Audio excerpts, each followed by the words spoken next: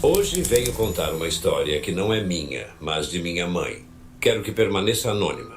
Ao longo de sua vida, o que mais a apaixonava quando era jovem era a música. De fato, quando tinha 18 anos, ela já fazia parte de uma banda de rock. Ao terminar o ensino médio, quis ser cantora. Diziam que tinha talento. A banda era muito requisitada em feiras e festas locais. A banda ganhou alguma popularidade na região, mas não o suficiente para se sustentar financeiramente. Muito menos para se tornar uma estrela. Em sua desesperação e pressão pessoal, minha mãe começou a querer invocar o demônio. Ela acordava todos os dias às 3 da manhã e pedia com todas as suas forças para vê-lo, pois queria vender sua alma em troca de fama. Para ela, era o único caminho para o sucesso. Ela seguia os rituais que encontrava em livros antigos e dizia palavras em línguas que não compreendia totalmente. Tudo na esperança de que alguém ou algo a ouvisse. Isso durou mais de um ano, mas ao ver que não funcionava, ela desistiu. O desespero deu lugar à resignação e minha mãe começou a acreditar que a fama não era para ela. Meses depois, minha mãe conheceu meu pai em um show de rock. E 6 meses depois de namorarem, ela engravidou. Ela ainda não sabia desse detalhe. E é por isso que continuava morando na casa dos pais. Sua vida parecia estar se acalmando. E a ideia de vender sua alma para o diabo já não fazia mais sentido para ela. Uma madrugada, enquanto dormia, minha mãe começou a sentir muito frio. A temperatura havia caído drasticamente e, por isso, ela se despertou um pouco para se cobrir com a coberta. Estava prestes a descer da cama quando ouviu uma voz masculina dizendo: "Querias me ver? Aqui estou." Ela ficou petrificada, pois a voz soava imponente e carregava um tom que misturava ironia e poder. Ao olhar, viu um homem sentado na cadeira que sempre deixava em frente à cama. Embora estivesse escuro, aquele homem parecia brilhar, pois irradiava uma leve luz ao seu redor. Ela notou que ele era mais pálido que a neve, com cabelos dourados e um pouco longos. Ela o descreve como um anjo, um homem muito bonito, mas com olhos vermelhos que pareciam brilhar como brasas. Ela ficou sem palavras até que ele disse que ela o havia chamado várias vezes e que agora ele estava ali. Minha mãe sabia perfeitamente que quem estava sentado ali era o demônio. Ela ficou tão assustada que disse que não queria mais vender sua alma. Ele então começou a dizer que a tornaria famosa e que ela ganharia muito, muito dinheiro. O diabo não parecia irritado com sua recusa, mas sim intrigado, como se estivesse se divertindo com a situação. Enquanto ele falava, minha mãe evitava olhar para ele. Ao olhar ao redor, viu que o relógio na parede havia parado às 2 da manhã. O ponteiro dos segundos não se movia. O homem disse que tudo o que ela precisava fazer era entregar sua alma e a alma do bebê que estava esperando. Minha mãe negou, dizendo que não estava grávida e pediu que ele fosse embora, que a perdoasse por chamado ele. Ela estava tremendo de medo, mas tentava manter a calma.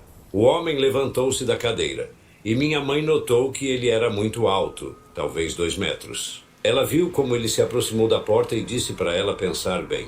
Mas seus passos eram diferentes, não soavam como passos normais, mas como cascos, como quando uma cabra anda. Ela evitou olhar para baixo, pois sabia que se assustaria ainda mais. Viu como ele abriu a porta e saiu. No entanto, não ouviu mais passos depois que ele saiu. Quando o homem deixou o quarto, o ponteiro do relógio voltou a se mover e o frio desapareceu. Esse encontro foi mantido em segredo. Mas alguns dias depois, o homem voltou a acordá-la e perguntou: "Já pensou bem?" Na escuridão de seu quarto. Ela reconheceu a voz e, ao olhar para frente, lá estava ele novamente. Mas desta vez, ele não parecia uma pessoa normal. Não parecia um anjo. Agora, ele era uma espécie de fumaça densa, com olhos vermelhos brilhantes. Sua forma era nebulosa, mas os olhos pareciam estar fixos nela, penetrando em sua alma. Minha mãe cobriu o rosto e pediu para ele ir embora, dizendo que não lhe daria nada, que não queria nada. Segundos depois, ouviu uma rajada de vento quebrando as janelas. Quando tirou as cobertas do rosto, notou que a janela para a rua estava quebrada e que um cheiro de enxofre havia invadido todo o quarto. Seus pais vieram correndo por causa do barulho dos vidros, encontraram-na chorando. Mas ela não disse nada. Ela não sabia como explicar, e a ideia de falar sobre o que tinha acontecido parecia absurda. O terceiro encontro aconteceu quando minha mãe estava dormindo na casa do meu pai. Dessa vez ela sentiu como se estivesse presa, não conseguia se mover nem falar. Durante essa suposta paralisia do sono, ela viu o mesmo homem. Minha mãe não conseguia falar. Ele, sem mover os lábios, disse que, se ela mudasse de opinião quando o bebê nascesse, deveria deixá-lo na caverna mais próxima. Ele devoraria a alma do bebê. A voz ecoava em sua mente e a imagem dele se transformava em formas horrendas, com chifres e asas. Ela sentia o peso da presença dele sobre ela como se estivesse sendo sufocada. Minha história de terror aconteceu há quase 10 anos, quando decidi me aventurar e ir trabalhar nos Estados Unidos. Desde que eu era criança, sonhava em migrar, porque na minha família, a migração temporária para os Estados Unidos já é uma tradição. Sei que nunca mais farei uma viagem como essa. A preparação foi intensa. Desde tênis confortáveis até garrafas de água pintadas de preto, para evitar que o reflexo denunciasse nossa posição. Éramos 12 imigrantes e apenas um coiote para nos guiar. Por segurança, não mencionarei os locais exatos por onde passamos no México e nos Estados Unidos. A primeira prova foi o Rio Bravo, que cruzamos com muito esforço. Uma mulher que estava com seu filho de 3 anos quase se afogou, mas um companheiro conseguiu segurá-la e evitar o pior. Quando chegamos ao outro lado, já no território americano, não tivemos tempo para comemorar. Ainda havia um longo caminho até a cidade, onde uma casa segura nos aguardava. O coiote nos instruiu a correr e nos esconder, pois a patrulha de fronteira logo passaria por ali. Corremos e nos escondemos atrás de arbustos. A patrulha passou a menos de 100 metros de nós, sem perceber nossa presença. Nossa aventura apenas começava. E, para ser sincero, nem todos terminariam o trajeto.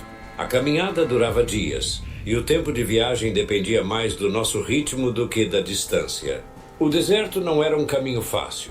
Terreno irregular, cheio de serpentes venenosas e escorpiões. Felizmente, o coiote liderava o grupo, avistando os animais a tempo, e conseguimos evitar incidentes. Parávamos de tempos em tempos para beber água e descansar. A mulher carregava o filho às vezes, mas em outras o fazia andar. O pequeno obedecia, mas após horas sob o sol, com seus passinhos curtos, ele chorava e pedia para ir para casa. Todos sabíamos que não havia volta. À noite, nos acomodávamos conforme as instruções do coiote, sempre atrás de arbustos grandes para nos esconder de possíveis helicópteros. Ele nos disse que, se a patrulha aparecesse, deveríamos correr para um morro distante. Ele nos esperaria lá. Mas se fosse capturado, devíamos seguir para o norte ou nos render. Naquela noite ouvi um helicóptero ao longe, mas ele não se aproximou de onde estávamos. Com o nascer do sol, continuamos a caminhada.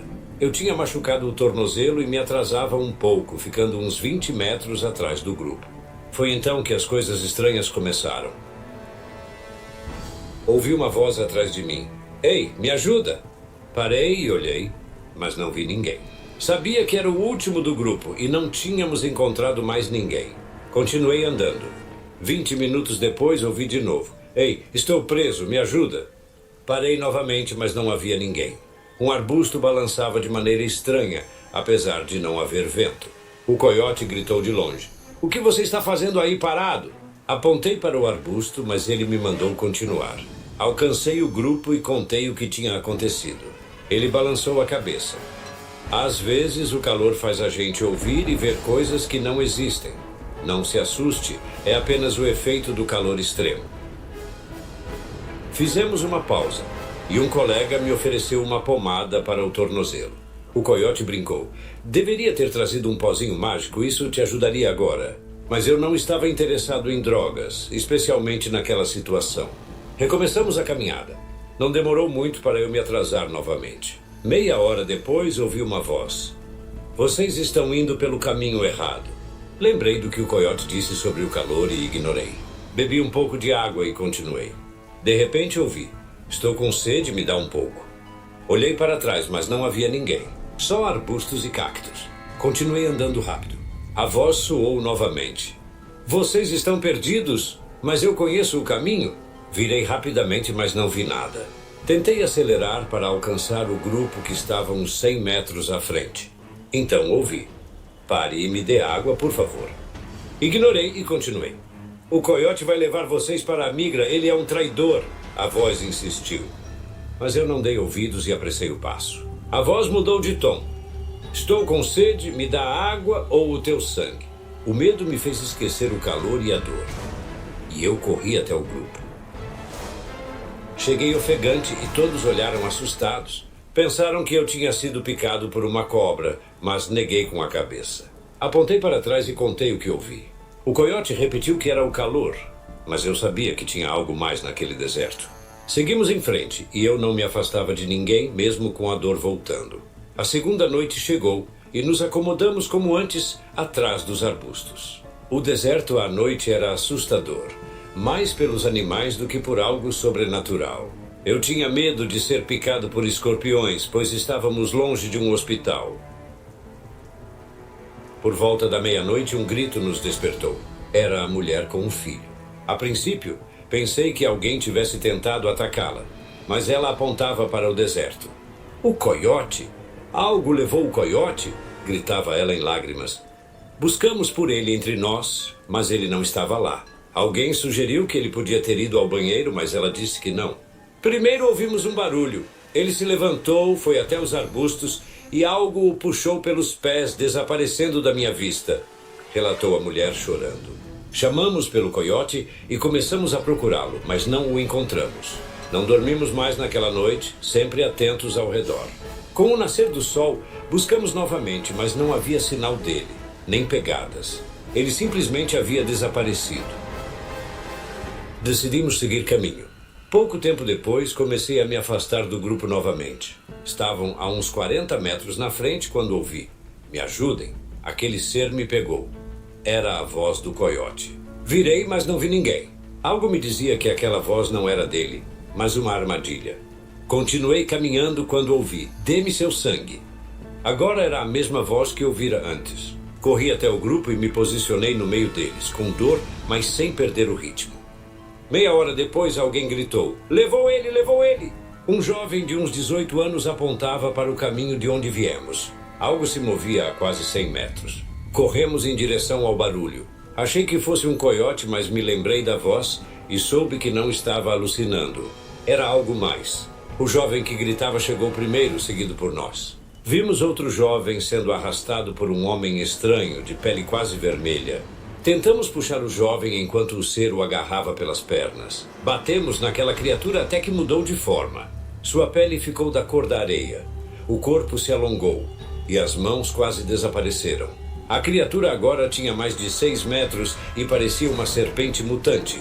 Uma mistura aterradora de homem e serpente. Todos começaram a jogar pedras naquela coisa. Um disparo soou assustando a criatura. Achei que fosse a patrulha, mas quando olhei, vi um fazendeiro americano apontando sua arma para a criatura. O ser encolheu até quase o tamanho de um rato e fugiu entre os arbustos. O fazendeiro, com forte sotaque americano, perguntou se estávamos bem. Mostramos o jovem que havia sido arrastado, que estava ferido. O fazendeiro cuidou dos ferimentos e ofereceu ajuda. Pensei que chamaria a migra, mas ele ligou para um amigo e nos levou para seu rancho. Lá, nos informou que aquelas criaturas caçam migrantes. E ele e alguns amigos tentam caçá-las, embora a maioria das vezes elas escapem. Depois de nos recuperarmos, ele nos levou à cidade e nos desejou sorte. Gostaria de tê-lo visitado antes de voltar ao México, mas soube pelas notícias que ele havia desaparecido no deserto, e as autoridades suspeitavam de traficantes de pessoas. Eu sei que não foram os coiotes. Foi aquela coisa. Sei que nem todas as mortes no deserto são causadas pela natureza, como o calor ou animais venenosos. Existem monstros naquele lugar que se alimentam de humanos. Você acredita em criaturas que mudam de forma? Será que você conseguiria escapar se encontrasse uma delas no seu caminho? Espero que nunca precise descobrir.